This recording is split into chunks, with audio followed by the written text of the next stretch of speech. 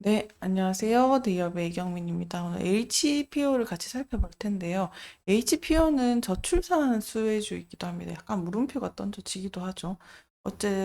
여차저차. 어찌됐든, 이런 수혜주의 특징도 같이 살펴보면서 왜 HPO가 저출산과 관련이 있을까도 궁금해 하실 분들이 있는데, 그것도 대략적으로 유추해서 한번 정리를 해보고, 수혜주는 어떤 특징을 가지고 있는지 같이 살펴보고, 추후에 뭐 정책 방향이나 또 이런 저출산이 있을 때, 이슈가 있을 때, 우리가 또 이용할 수 있는 대비책도 될 수 있는 거니까 같이 한번 살펴보도록 할게요.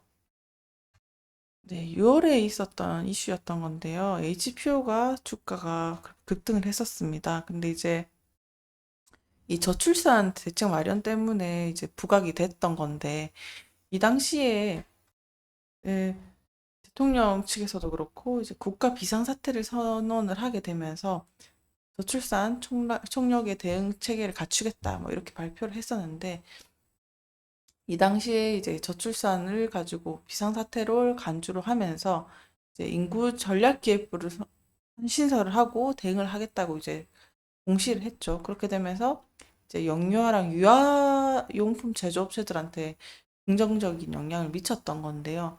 근데 HPO는 건기식 만드는 회사인데 왜 올랐을까라고도 생각이 드실 수 있을 텐데, 일단 좀 추론을 하면 직접적인 연관성은 없지만 어쨌든 그냥 간접적인 영향성은 있죠. 아무래도 저출산 문제로 약간 억지로 끼워 맞추는 느낌이긴 한데, 저출산 문제로 뭐 영유아나 이런 것들을 그러니까 건강하게 대책 효과를 이룰 수 있는 데는 또 건기식 제품이 그 작용이 이어질 수 있으니까, 또 그러면은 보조 제품으로서 몸을 건강하게 해서 또 출산까지 이룰 수 있는 그런 과정까지 이어졌을 때 이제 뭐 임산부나 유아용 비타민이나 영양제, 뭐 면역력 강화 뭐 이런 차원에서는 간접적인 영향이 있었다라고도 보고요.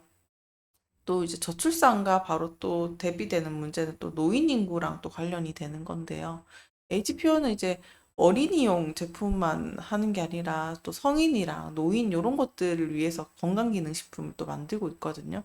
그래서 이제 저출산 문제는 또 고령화 문제랑 또 직결되는 또 문제기도 해서 앞으로 또 고령화는 계속 심화되니까 그런 부분에 있어서 건강기능식품 수요가 증가할 거다.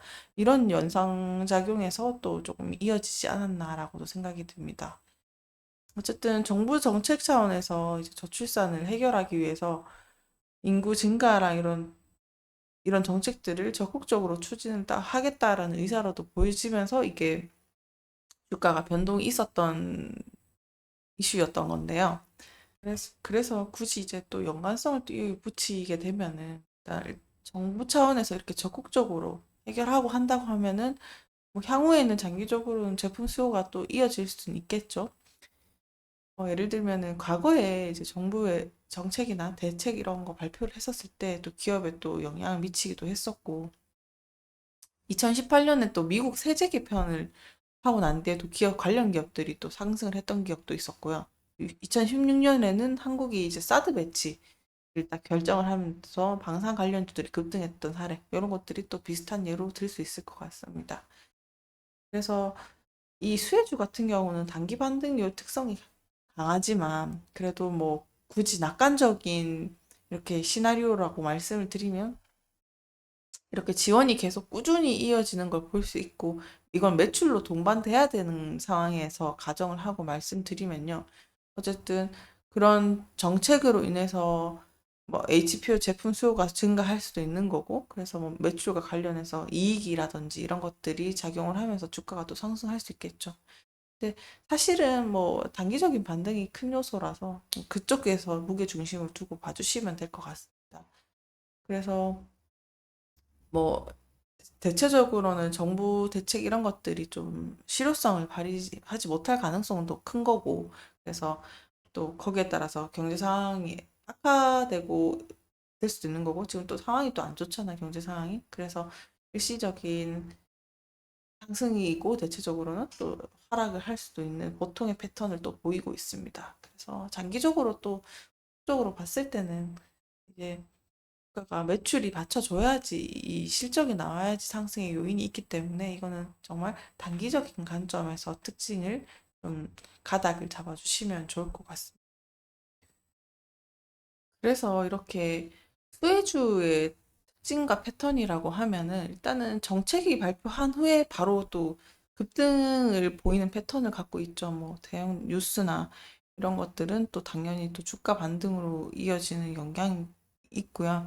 그래서 그 기업이 당연히 수혜를 받을 것이라는 기대감 때문에 다 대부분 오르죠.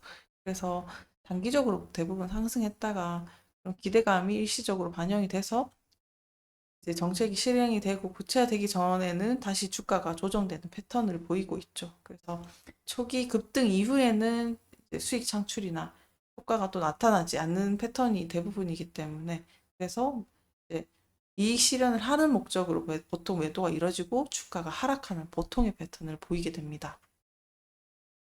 그리고 또 본격적으로 반등을 했을 때는 항상 실적 발표 후에 또 확인하고 또 재상승이 또 이루어지는 경우가 있죠. 그래서 기업이 실제로 수익을 창출하게 되면 주가 상승이 이어지니까 그 시점까지 또 기다리지 않고 실현하는 투자자들이 많기 때문에 이렇게 등락을 반복하는 패턴이다라고도 보실 수 있겠습니다. 그래서 그 이익 실현 때문에 주가 하락이 하는 경우도 많기 때문에 그런 패턴을 보이고 있다. 이렇게 참조를 해주시면 좋을 것 같아요.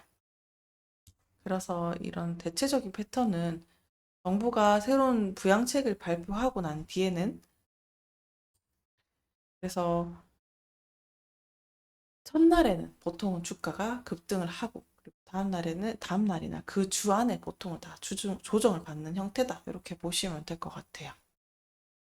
그래서 이렇게 수혜주 때문에 급등하는 주식 투자를 할 때 단기적인 이익 실현 전략이 또 중요하죠. 그래서 초기 급등 후에 빠르게 매도를 해서 이익 실현을 하는 게 일반적인 전략이고요. 그래서 장기 투자자로 봤을 때는 이제 정책의 이제 실질적인 효과를 보고 그다음에 초기 급등 한번 이후에 이제 조정기를 거친 다음에 저점에서 매수하는 게 보통의 전략이다.